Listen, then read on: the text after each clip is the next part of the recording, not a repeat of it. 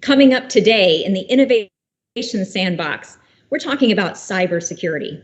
Organizations are spending millions on it, but breaches keep on happening. Why is that? And how can you better protect your company? We'll discuss with the experts live in 5 seconds. So grab your shovel and let's go innovate.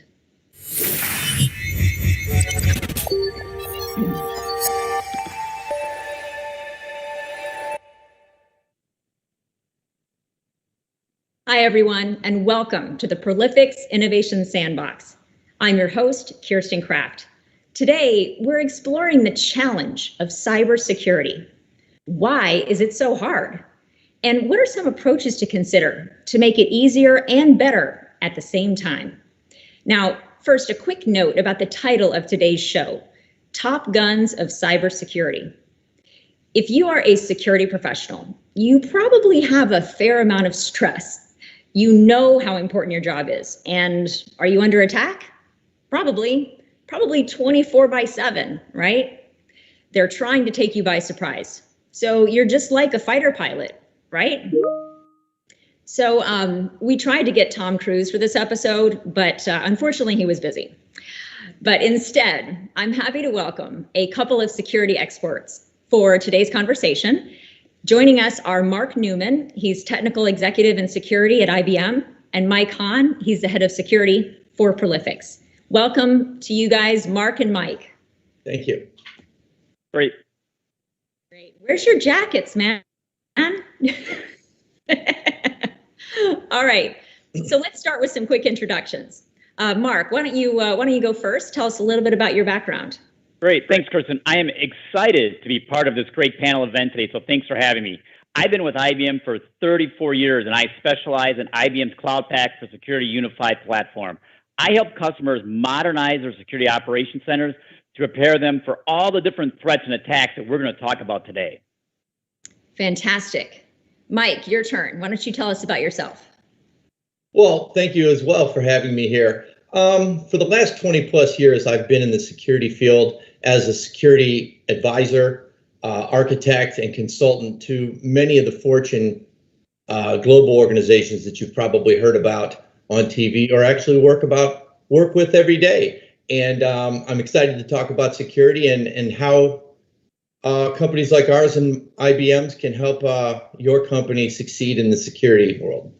All right, fantastic. Now, to everyone listening, we will have Q&A at the end of today's show, like we always do, but I'm sure that you're going to be thinking about questions as we go along. So please go ahead and put those questions into the live chat as you think of them.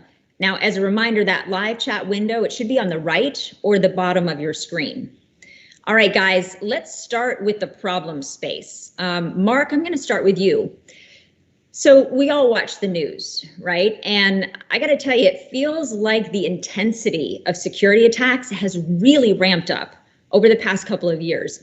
The sophistication of the attacks and also the severity of the impact that they're having. Are you seeing that too? Yeah, in fact, companies are being attacked more every day, like you just said. I mean, here's an example, like when SolarWinds came out, it came out of nowhere. And companies didn't even know to look for it until they read about it, either on the internet or the news, or they heard about it from another company. And really, if you wait till then, it's too late. And again, so you need to be on top of this. The challenge, though, for companies is there's too many threats with too many indicators that they need to look for. And all of their data needs to be looked at to see if they're effective. They just can't keep up. And that's really where security automation that we're talking about today is going to come in. And you also need what's called a federated search. I had a chance to present with Forrester. And companies really need to be able to look across all of their data to see, are they being attacked, what are those indicators, and what they need. And small or large companies, the weakest link really I see are some of their employees. They're not helping the security of their company. So really, those are the things that companies need to look more at their data across the enterprise and look at their risk users to see what's going on. Okay. Now, you mentioned SolarWinds. For folks, I'm sure that a lot of folks that are watching this are familiar with that, but can you just give a very short description of what happened there? Sure. Really what it was, SolarWinds is a supply chain type solution. And when they did an update to everyone's applications, automatically all this attack information hit their company. So just because they were using some of those products, and they actually call it Sunburst as the code name, They actually uploaded their application, and all of a sudden the malware was inside all these companies, and they didn't even know it. So again, they didn't know what to look for. They didn't have an automated way to do this threat hunting, and it caused lots of damage across many different companies that were using that technology. Wow. So that was really an extreme and unusual type of case, but it's very scary. So now also one of the ones that we had talked about before was Colonial Pipeline, of course, which I know has been in the news recently. Can you just give us a quick refresher on kind of what happened there? Sure. I mean, Colonial Pipeline was really a ransomware type thing. And what happened was companies are really reliant on users and their passwords. And what happened was somehow one of their admins' passwords got leaked out into the dark web. People used that password now to gain access and basically encrypted all their data and held them for ransom. So really what companies need to start looking at is more like, we call this zero trust. We don't trust anybody, employee, customer. We protect all the data with some sort of two-affirmative factor. And again, that password being leaked to the dark web, easily accessible to the power company, really cause them damage. And again, companies need to look at doing some zero trust type stuff to protect them from such an easy hack. Okay. All right. So Mike, let me go over to you. Those companies we just talked about, those are really big companies. You would really expect for them to kind of have this under control. So it's kind of shocking to hear that. And you've got a really deep consulting background, right? You just said you've worked with a lot of different large companies. What are you seeing out there in terms of common themes on why some of these things happen? Well, unfortunately, something that's a regular occurrence is policy adherence. Most organizations have a strategic and tactical plan, as well as policy procedures and what have you in place. Unfortunately, they're not always followed, and things lapse, and people don't notice what's going on. Any one of those attacks that we just talked about, ransomware in particular, would have given off signatures that are happening in the environment. If you're not paying attention, or if you don't know to pay attention, you're going to be left out in the cold, and unfortunately, you're going to have to recover from a ransomware or an attack that, unfortunately, again, you may have not followed those policies and procedures, and there may not be any coming back. Yeah. Okay, that's I mean, really scary times. I can't imagine being a security professional in these times with all of that happening. You know, how do you watch everything that you can't even see? The stress level of a CISO, I can't imagine. It's got to be through the roof. So let's pivot just a little bit. Let's talk about how companies are reacting to what's happening in the market right now. And you know, what are they doing to protect themselves specifically? So Mark, I'm going to go back to you. As you are working with large customers like this, where do you see them focus their efforts so that they can avoid being the next Colonial Pipeline or SolarWinds? Yeah, so if you kind of go off what Mike was just talking about is, you know, you have to look for these indicators of compromise. A lot of people don't know, but SolarWinds, there's 147 indicators of compromise, IP addresses, URLs, and stuff like that companies should have been looking for in all of their data to see if they've been effective. So what companies are starting to do now is they're starting to use what I called earlier a federated search. We actually will feed into some security tools threat feeds. So IBM X-Force Exchange, Alien Vault, there's a bunch of companies that say, hey, we research all these latest threats. We know the 147 indicators you should be looking for, and then we automate that search so your team doesn't waste time doing it. It's kind of like the old virus scans on computers. You know, we don't actually every day click that button. We would like to look for those indicators for you automatically across that your organization. And then the one kind of add to that, and something a little bit of homework for all the audience here, look up the word Kestrel. IBM has open source, and we announced at one of the security conferences just last month, something called a threat hunting language. This is going to be game-changing now to help companies look for these threats that Mike were talking about and these indicators. What this lets you do now is you can now analyze and discover by typing in query strings, look at all your data, and it's aided by machine learning and analytics to let you know what's happening in your company and find these threats quickly. So again, look up Kestrel from IBM. It's an open source product, and it's really going to change how companies look for these kind of things. Okay. So I have to ask you, you just mentioned this new word. Can you spell that? Sure thing, I can spell that. It is Kestrel. All right. All right. A little bit of homework for the audience. Worth coming into the session today. Homework assignment. Perfect. So, it's interesting as we look at security. I think when we were talking earlier, we were talking about the backup recovery isn't really enough. A lot of companies feel like they've got that business continuity and things like that, but really it's about starting to be forward looking and watching real time what's actually happening out there. Fascinating. So, Mark, let me ask you another question. Are you seeing any examples of where a company's really getting it right? Kind of a shining example where they're doing the right thing to focus on security? Yeah, and we kind of pivot off the power company mentioned earlier, but another power company that I was looking at, they had a huge Internet of Things power grid. All of this data in their power grid was not being looked at, and that's just leaving you open to a threat. So companies now are really implementing, and again, another homework assignment, look at what is going to be your federated search. What I mean is, how would you look at terabytes of Internet of Things data in your company to see if a threat is there? What you need is a federated search engine to do that. So again, as you start looking at it, companies that are implementing federated search, first thing, they're being proactive by looking at not just some of their data ingested into their SIM tool, their security tool, but looking at all of their data real time. The second one, and again, this is what Colonial should have done, was really, we call it zero trust. And if you've never heard the word zero trust, please get with your Prolifics people. They can help you do this. Zero trust says we don't trust anybody to log in and look at anything in the company. We'll do some sort of two-form authentication. We'll either text you to make sure that's you. We'll make you do some sort of biometric fingerprint or face ID or something. But that way you're always protected. And Colonial Pipe, no matter how many backups they would have done, would never have had the problem if they would have done something with zero trust. So again, every modern SOC now and company needs to be doing things like federated search and zero trust. Now, that IoT thing you mentioned is fascinating and frightening all at the same time, because IoT devices are just proliferating out there, right? And totally. And the data coming back from them, I mean, if you think about new endpoints, new entry points for hackers, that's, especially as you think about our utilities. So it's great to hear that there's a utility that's all over that, and let's really hope that a lot of them do. So let me pivot over to Mike in terms of what you're seeing there. Some of the concepts that Mark was just talking about, are many companies actually doing these things, or is it kind of the leaders? Where are we kind of in that adoption cycle?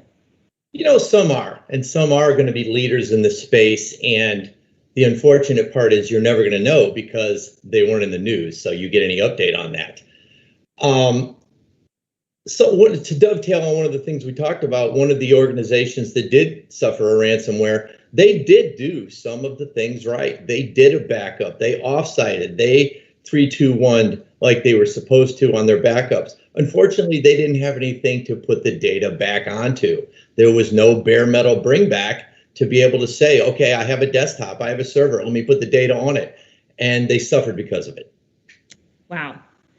Okay, so I want to pivot just a little bit again.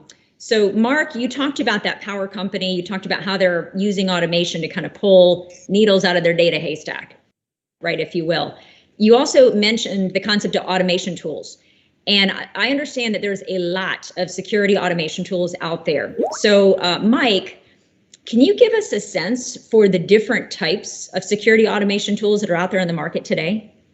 Well, there's a plethora of tools out there that do some sort of automatically or automation type work, if you will. We have SIMs, we have firewalls, we have IDS, and every one of them has probably been sold to every one of us on the phone or on the video, I'm sorry, as the silver bullet. And unfortunately, they only can do what they're told to do, and they only do it within the realm of their possibility. So when you have a SIM, it's going to collect those logs only if you set them up. It's only going to tell you what you fed to it. So you might be left on the wayside if you aren't constantly configuring, looking back, and prioritizing what you're getting out of these information systems. Okay. So you mentioned SIM. What are some of the other types of tools that are out there in the market? Well, something that I've been very interested in, and Mark talked about it, was security automation. Something that can be the wingman for you, so to speak, that can be there when you're not. Vacations, shift change, or to assist that poor SOC analyst that's been there for 12 hours already and is not able to coherently take care of a risk that they see popping up. And let's face it, automation can do exactly what it's told, but it can do it in a fraction of a time that you can. Okay. So, so let's drill down into that wingman analogy a little bit, because really there's so many options of different tools out there in the marketplace today. SIM is one example. There's a lot of other different types of tools. And of course, the brands and the products across all those different categories is just really overwhelming. So, how do you choose what to use, and how do you make sure you don't have a gap somewhere, that wingman is really able to look at everything? Well, that in itself is a big issue. Gap analysis is something that companies may fall down on, but it's something that you have to repeatedly do. The market is going to change, your enterprise is going to change, and let's face it, threat actors pop up almost every day. You can purchase on the dark web for $1,000 username and passwords just to be able to log into a company, and it's getting easier every day. And what do you do? Yeah. Okay, so Mark, let's go over to you for a minute. Let's talk a little bit about that automation topic a bit more. So again, with all these different types of tools, you got to figure out how do you stitch all this together, right? So you have an end-to-end, so you don't have any gaps anywhere, you don't have a lot of cracks coming in. So let's take a step back and dream a little bit. Can you walk us through maybe an ideal scenario where automation is that perfect ideal security wingman? Yeah, it's great because customers need this, and you talk about dreaming, but you need the art of the possible. What should a modern security organization have? Well, it starts off what I call with threat feeds and user behavior analytics data coming in from many different sources. So you have what you're looking for, either known threats or user behavior. From there, then, you need to create a case or a place where that team now takes what they've learned and scans all the data. And if they find something with either a user did or with an indicator from a threat feed, you then kick off, we like the word playbooks. Basically, it's a set of tasks and integration that say, if malware comes in and a user is affected, what you might want to do is a couple things. Maybe block the attacker at the firewall automatically using some sort of workflow. The next thing you might want to do is remove that person's machine that was affected from the network. And then we actually say, well, let's open up a service now to get to start reloading that machine as soon as possible. And when I work with customers, normally what happens is if someone's machine gets affected by malware, they clicked on an email or something, guess what happens? 50 other people now got sent that email. So you need an automated wingman or someone to help you now remove all of those forwarded emails inside your company by deleting them from the Office 365 inboxes of every employee that has the same one so it doesn't keep spreading. And all of this needs to be done in an automated way because you don't have enough Top Gun pilots. There's just not enough security people. So you need in your SOC a way to automate everything I just said. And it really is a dream or a perfect state, but you can do that today. Okay. So if I'm going to put in a nutshell, kind of a layman's terms nutshell, what you just said, it's really about that end-to-end process, starting with identifying the security threats, being able to watch everything all at once, being able to digest what are the things that are important that need to be acted on, and then feed what are the actions specifically that need to be taken. And in some cases, go ahead and do those actions without actually requiring a person. Is that? You said it much more eloquently than I did. Great. Yes, that's it perfectly. You gave some great technical details, and I know that that's what folks on the phone or on the video are looking for. I've just got to digest it for myself. Thank you. Okay, so, all right, so Mark, you've been very good through this whole show, even though I know you've been dying to say it. So I'm going to go ahead and say it for you. IBM Cloud Pack for security. IBM Cloud Pack for security. So I'm going to give you a few seconds to give a brief pitch right now. If you can tell us at a high level, why is this so great compared to the other options in the market and some of the cool features that it's got? Sure. In fact, that scenario that you and I just went through, that dream scenario, we are delivering that today with IBM Cloud Pack for security. It's going to give companies like the ones on the call today complete access and insight into what's happening in their company, leveraging automation to make more informed risk-based analytics and decisions across their environment. It's got a federated search that we talked about. It's got the user behavior analytics to find out that, you know what, Mike logged on to 7 different countries in the last hour. That's impossible travel. We'll let you know that happened. And we use artificial intelligence with this automation to really do things like build you an attack graph. So every company, when the attack happens, you figure out It started on this machine. It went from Mike. It jumped over to Kirsten, and then it went to this server. That's a manual process. Thing of the past with Cloud Pack, artificial intelligence and automation. We build that for you, and all of it's from a single pane of glass. So it's an exciting new product that we have, and I'm excited to talk about it. But that's what it is. Okay. If I could jump in for a second, just to dovetail on what you said, when you talk about malware coming onto a computer and it's spreading, unfortunately, when a SOC sees that, you lose hours of time if you don't have some sort of automation to grab that. And by the time first level, second level, third level makes the decision on what to do, you could have lost the entire environment. So automation is definitely the way to go. Okay. Well, so Mike, my next question is for you. So first of all, what Mark just described sounds really awesome. And with that kind of automation, maybe I could actually be a Top Gun security professional. Yes. Okay, I'm kidding, totally kidding. But if I were a security professional with that kind of automation, should I be worried about my job? Would my company still need me? Mike, why don't you take that?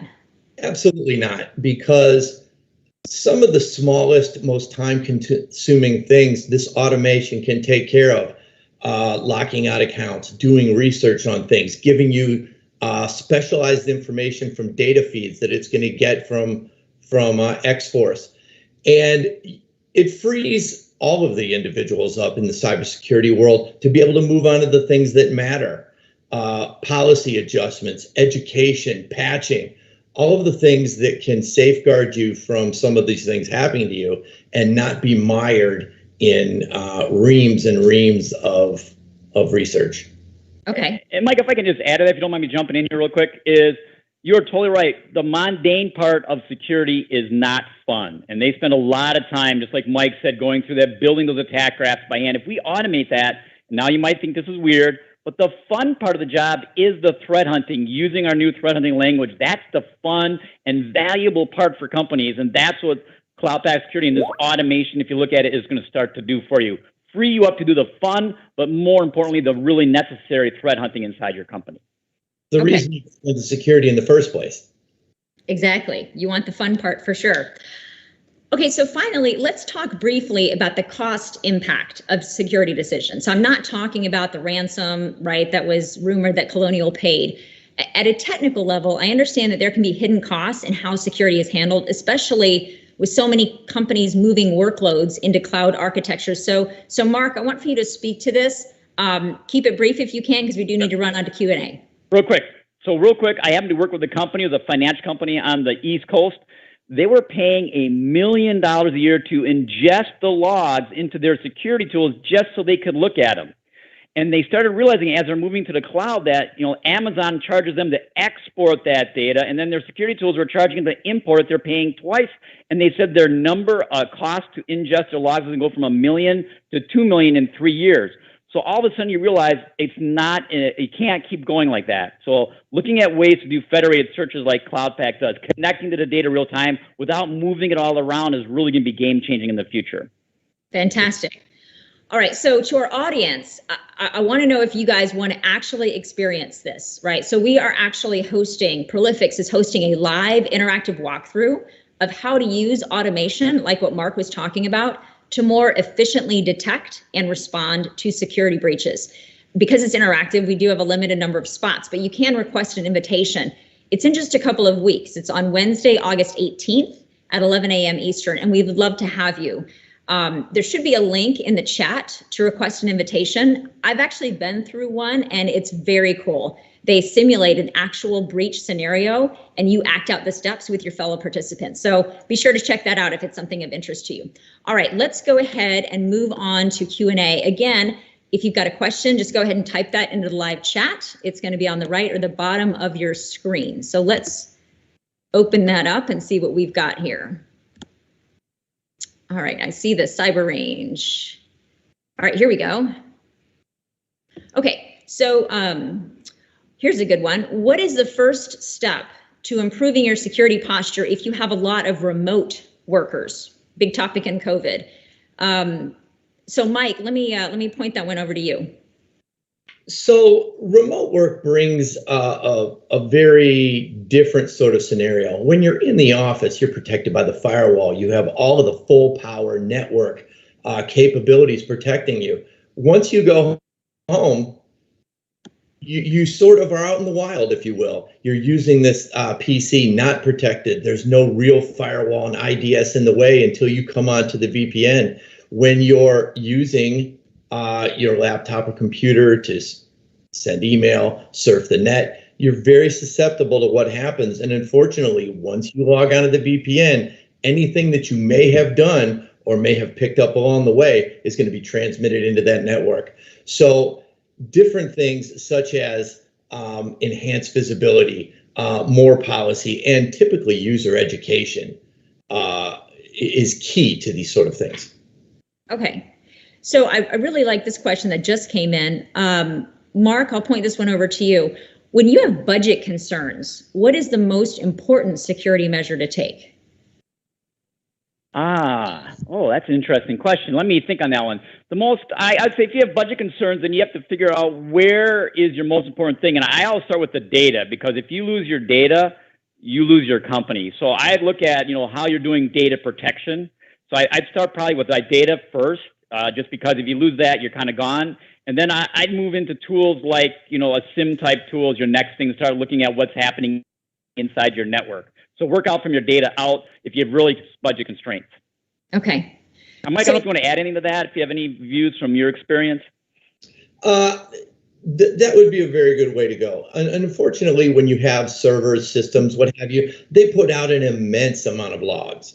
And without a SIM tool, you'll never be able to sift through those and see what actually happened. The key to a SIM, though, is it has to be configured well as well to send those alerts to you, to get somebody engaged, to know what happened. But that would be a great start. Okay. So Mike, I want to stay with you on this next question that came in, because it dovetails off of something that you've really been talking about. So the question is, our company has consistently maintained security certifications, but you're talking about individual employees being more security aware. How do you get your employees to be more serious? Do you have any tips? Certifications are one thing, but something that I've seen over the years is security awareness in itself maybe has fallen down, or it's not a priority, or it's some video that you watched once a year. It has to be something that is continually reinforced to you. Why would you click on that link? Why would you go to that site? What does that pop-up mean that just happened to me? And education is the key to everything when it comes to remote workers, internal workers, working with third parties, what have you. Certifications are nice, but once you have it, maybe you don't revisit the lessons that you learned. Okay. So I think, Mark, I'm going to send this next one over to you. It seems like hackers and breaches are getting more creative, more innovative. I'm going to kind of restate this just a little bit, but how are companies like yours that are producing products, how are you being innovative and staying in front of that? Yeah, that's really great. And the buzzword out there is XDR, for extended detection, that's out there. We are trying to mix artificial intelligence because, as Mike said, there's so much data you can't look at it all. You need help. You need that wingman. So we're really using some of our artificial intelligence, like Watson, you might have heard from when we did Jeopardy and all that. So again, real quick, artificial intelligence, we're really investing heavily to help companies that have too much data to look at. Okay, fantastic. All right. Guys, I'm getting the wrap signal, so that is all the time that we have. Mark and Mike, thank you so much for taking time to come play in the Prolifics Sandbox. Thank you. Mark, you're welcome. As a little thank you to you, Mark, we have a little fun gift for you. Unfortunately, I don't have one to show it here, but it's an Innovation Sandbox Turvis Cup. So. Oh, thank you. That's exciting. Cool. I love that. So show it off. We want to see a picture. You need to put like a picture up on social media whenever you get it. Okay, show it off, and all your future video calls, we expect to see that Prolifics Innovation Sandbox mug. And to our audience, thank you very much for stopping by, and be sure to come back for our next Sandbox. The date isn't firm yet, but it's going to be in September. We'll have our data scientist, Dr. Mike Gonzalez. He's leading the way into open source database technology with a company called EDB. So follow Prolifics on Twitter or LinkedIn, or just check out our events webpage for the details as they come out. Until then, keep well and keep innovating.